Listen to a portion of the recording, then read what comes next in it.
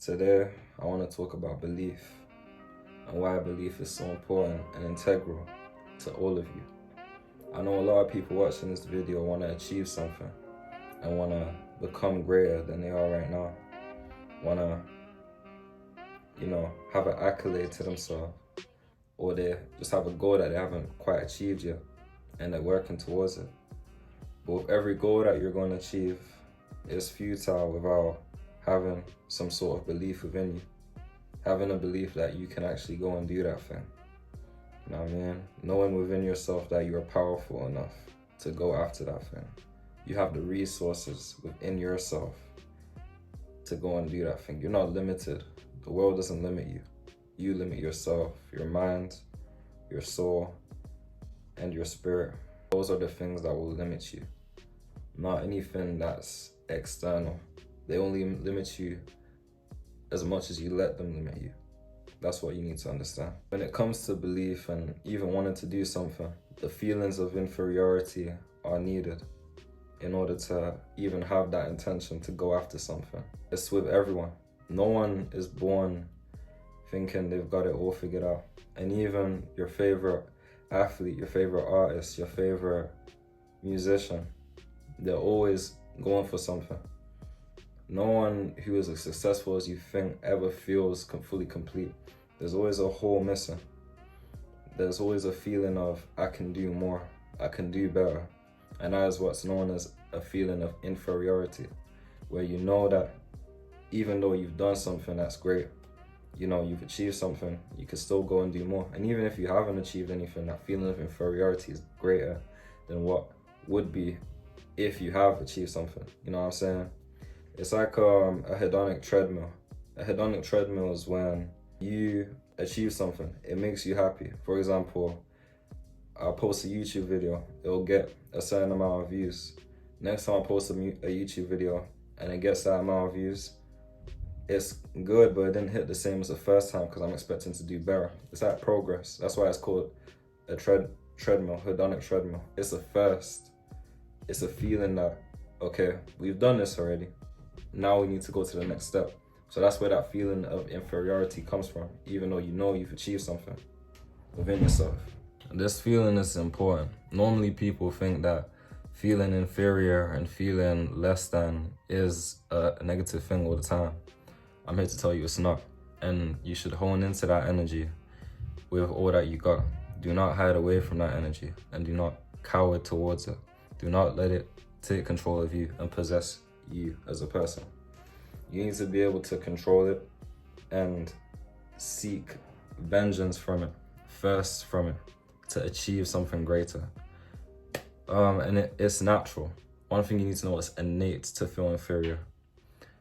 And an example I want to give is a baby. A baby comes out the womb and sees people talking English and all that.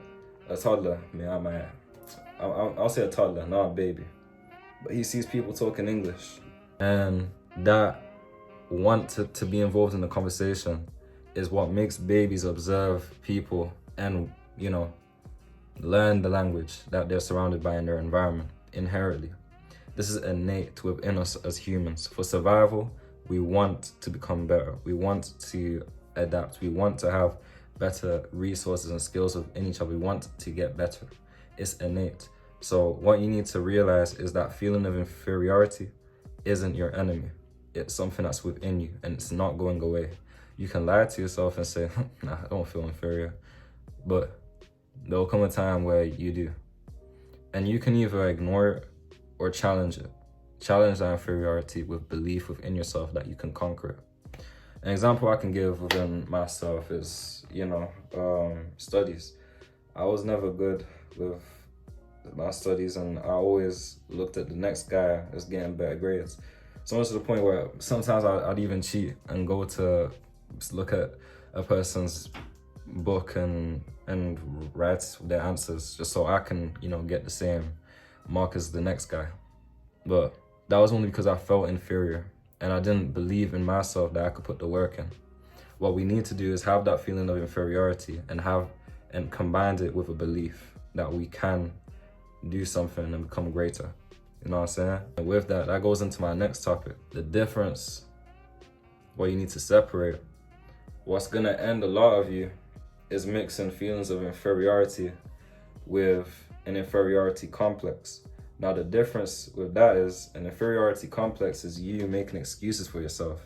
Oh, I come from a low income background. I don't have a lot of, resources in my area. There isn't much opportunity, so I ain't even gonna try. I'm just gonna go to the streets, or I'm just gonna settle with a low income job, and that's it. That's life for me. That's what you're saying with an inferiority complex. Now, the difference with that and feelings of inferiority, someone with feelings of inferiority is willing to go and challenge that. Willing to say, okay, I'm in this situation and I've been put in a low resource environment. I don't have as much chances as the next guy, but I'm still gonna put myself in a position to achieve as much as the next guy because I believe in myself. It isn't a fact of what the world has given to me, it's what I can give to the world. You know what I mean? And this can even go as far as to say you just failed at something. Let's say you go to the gym, you bench press, and you don't hit your PR, but you're thinking to yourself, okay, next time I come, I'm gonna try it again. I'm gonna learn new ways to improve my technique. It isn't a thing where you're gonna say, okay, I didn't hit my PR. This person can hit that PR, that I've been going to the gym with the same time. So what's the problem with me? I'm just gonna give up. It's probably something I ain't good enough. That's the inferiority complex at its finest. Thinking that you're not good enough, so you're just gonna give up. We need to kill that. You need to look within yourself and see it's not a case of I'm not good enough. It's just a case of gotta keep pushing, gotta keep working, gotta keep going hard, gotta keep going ham. You know what I mean? When you kill that complex within your mind that, okay, I haven't achieved anything. I keep failing at this, so I can't achieve anything anyways. Then that's when the real fun begins. That's when those feelings of inferiority can become that fire within you to go and kill it, to go and show yourself that, yes, I can achieve what I thought was possible. It's just having that belief and proving yourself, right or wrong. Know what I mean? Don't back away, don't be shy, don't be scared. A lot of people look to the past in order to reference themselves now. I touched on this in my other video, but thinking about the past and not being in the present moment is going to be a big killer for a lot of you. And the reason for that is you're not living in the moment. When you're not living in the moment, it doesn't allow you to put 100% into the moment. You could be thinking of a past situation where you failed at something and you struggled. Those feelings will transcend into the new situation subconsciously. You may not be feeling it, but it will. Trust me, I've been there. So what I'd suggest you do is before you attempt something, to meditate. Feel the moment, think, and just feel that you're actually present. Eliminate everything that happened in the past. For me, I'd say to get more explicit, relationship-wise, I've been not the best person when it comes to dealing with women in my life, personally. I've made mistakes. And I thought to myself, okay, I've lost belief in myself that I could even be in a healthy relationship because of those bad situations. But now I look at it more so, that was me before. I've learned so much now to the point where now it should be different.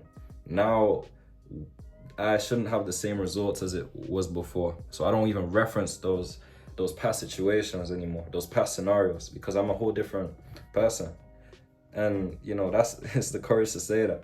It's the confidence to say that. Some people cannot even fathom getting better, changing, growing, and not referencing that.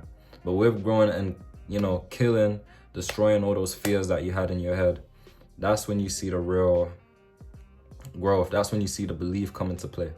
Because you're constantly telling yourself, okay, it doesn't matter if I failed at this before. Now we're gonna try again, and we're gonna act. And you know what it is? The funny thing is, when you try again, you'll achieve what you wanted to achieve. The belief goes up, and then it compounds. The more you do things and the more you prove yourself right, the more assurance you have within yourself, the more belief you have within yourself. I'm not saying it's a quick thing. A lot of people will tell you like belief is something you can just inherit within yourself, or it's something that can happen overnight. No, you gotta really keep doing it again and again and again and again. You gotta make yourself a credible source. The same way these universities be saying, oh, you can't use no, reference from this website or this website. You need to be the credible website. And that doesn't come from you sitting on your bed and not doing nothing. If you fail so much, what makes you think that you're gonna believe yourself by just sitting there and failing some more?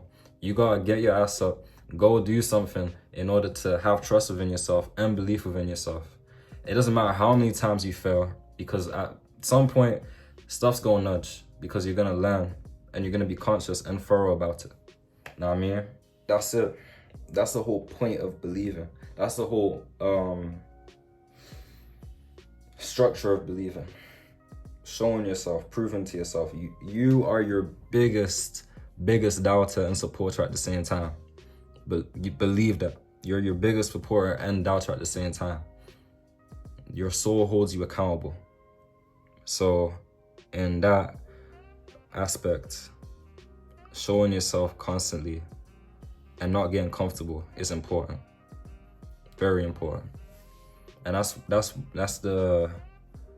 belief. One thing I can say is that it's daring and it's scary.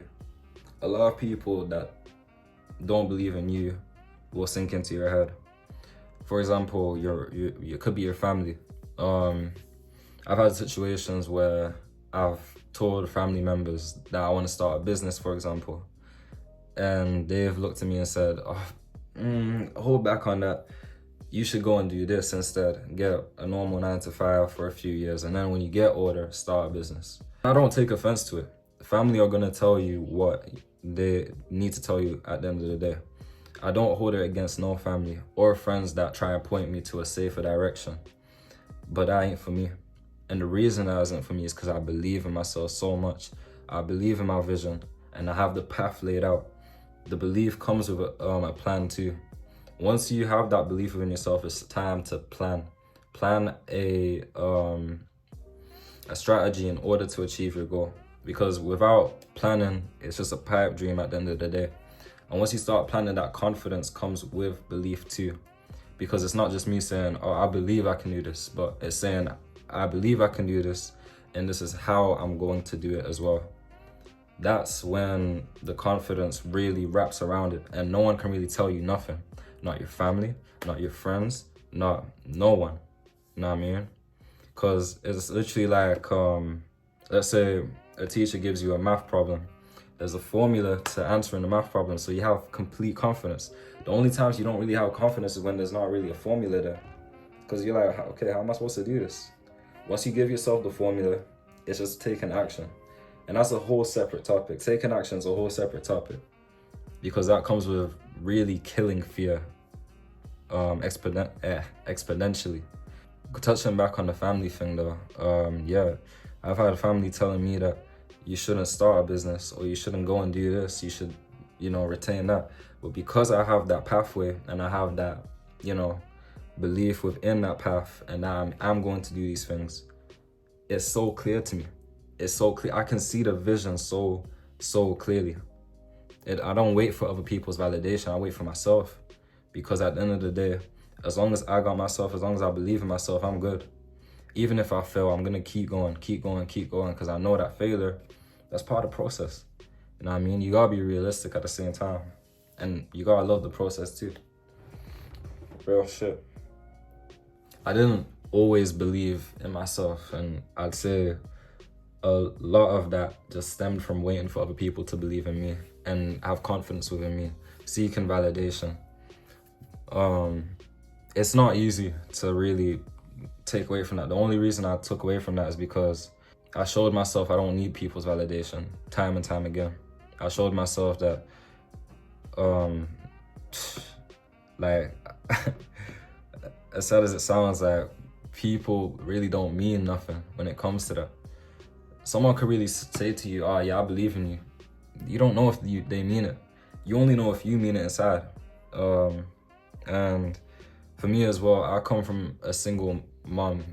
So Having my father figure believe in me was never something I got to experience ever, really and truly thinking about it. So I really, for survival, I had to inherit that belief that I can achieve certain things that I didn't get motivated to go and do. You know what I mean? And that goes into a lot of different aspects, but you can't wait for no one is what I'm trying to say. You can't wait for no one to believe in you. If you don't believe in yourself, you need to, like I said at the start of the video, destroy that feeling of inferiority where you think you can't do something because of B. You've said that A can't be achieved because of B.